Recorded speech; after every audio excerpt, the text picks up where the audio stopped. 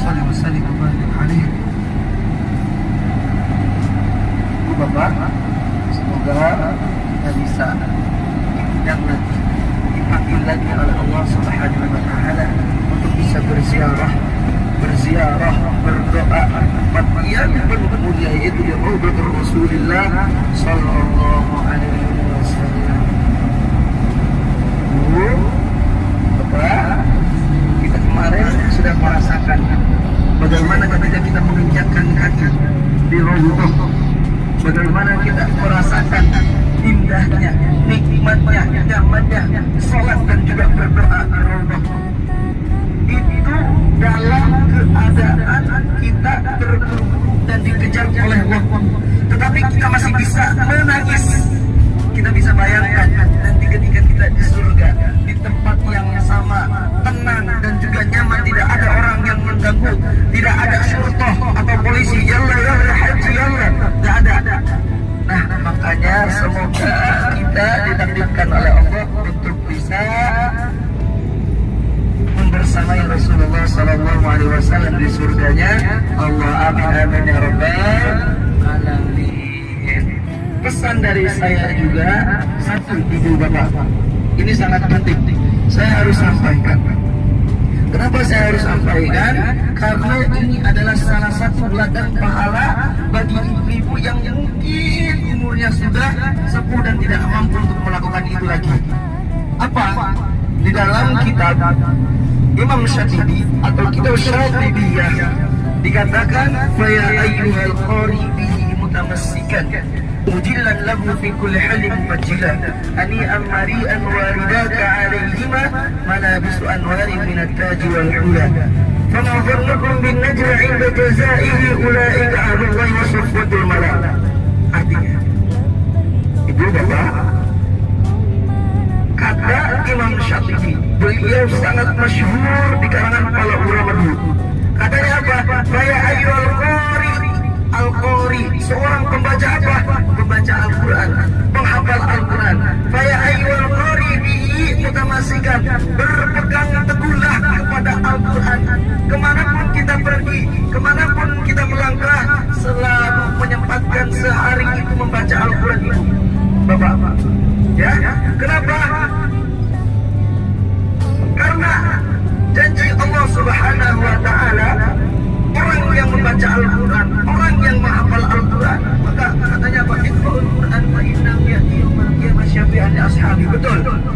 Seorang yang membaca Al-Quran saja Allah takdirkan untuk diberikan syafaat oleh Al-Quran, apalagi seseorang yang hafal Al-Quran. Kata Allah apa? Melalui para ulamanya, "Fama dhannukum bin najli 'inda jazaihi." Jadi seorang penghafal Quran, ibu harus tahu, bapak harus ingat, seorang yang menghafal Al-Quran, bapak, ya, janjinya apa? Hani'an mari'an walidaka alaihima, maka berbanggalah, bersyukurlah wahai para orang tua ketika memiliki anak yang hafal Al-Quran.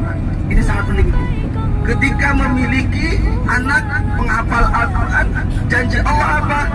Hani'an mari'an walidaka alaihima malabisu anwari minat taji wal hula, maka Allah akan pakaikan dia baju yang mana baju itu bercahaya dan terbuat daripada emas ketika di akhirat, dan juga dipakaikan mahkota.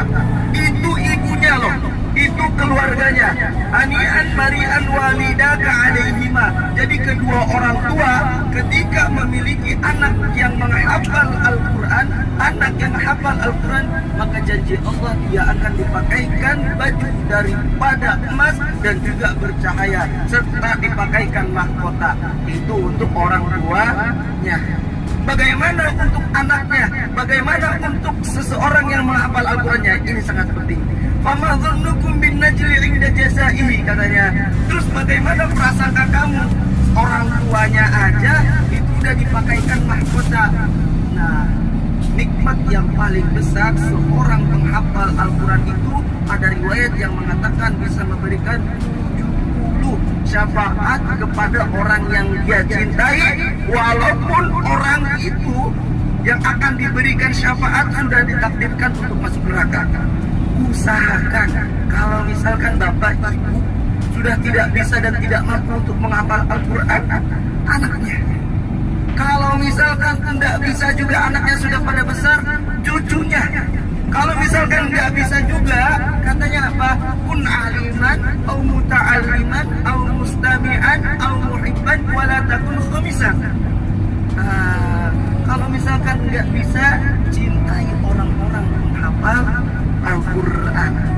Nah, contohnya, Masya Allah, ada dari jamaah kita yang hafal Al-Quran. Misalkan Mas Angga, Allahu Akbar.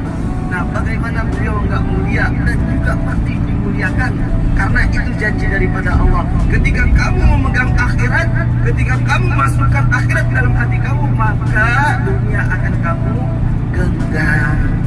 Itu ibu ya, bapak. Insya Allah semoga amal yang udah kita lakukan di Masjid Nabawi di Madinah ini Allah terima, dan juga yang akan kita lakukan nanti di kota suci Mekah Al-Mukarramah. Amin amin ya rabbal alamin. Ala hadhihi niyyah wa ala kulli niyatin shalihah bi sayyidina Nabi Muhammad sallallahu alaihi wasallam. Al-Fatihah.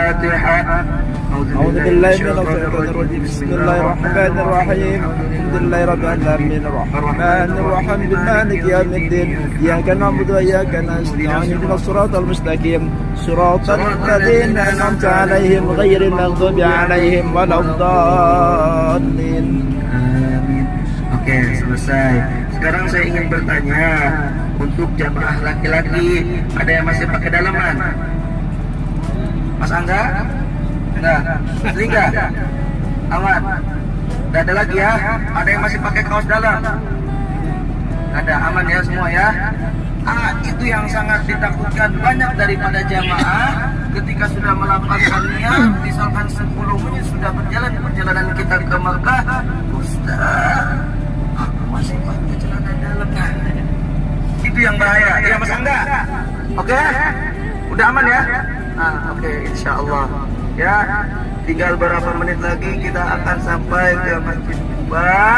Kita ke Masjid Kuba. Masjid Kuba. Saya gara-gara makan. I'm sorry. Sebentar lagi kita akan sampai ke Masjid Zulhulaifah atau Masjid Bil Ali. Oke, nanti kita melaksanakan di sana, kita melaksanakan sholat apa? Pertama sholat tahiyatul masjid. Setelah itu kita melaksanakan sholat sunat. Sholat sunat apa ibu? Pak, sholat sunat ihram. Nah, niatnya di mana? Nanti kita akan baca niatnya bareng-bareng di bis.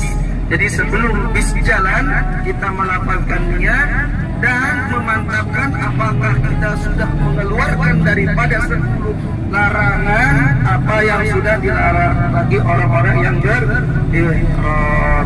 Ibu-ibu nggak ada yang pakai topi, aman. Apa lagi ya?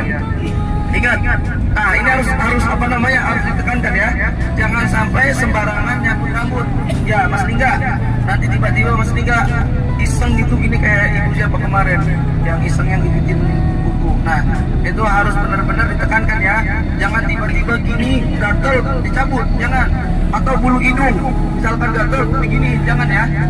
Oke, pokoknya jangan sampai mencabut rambut apapun dengan sengaja. Kalau misalkan jatuh nggak sengaja, itu tidak apa-apa. Oke, aman?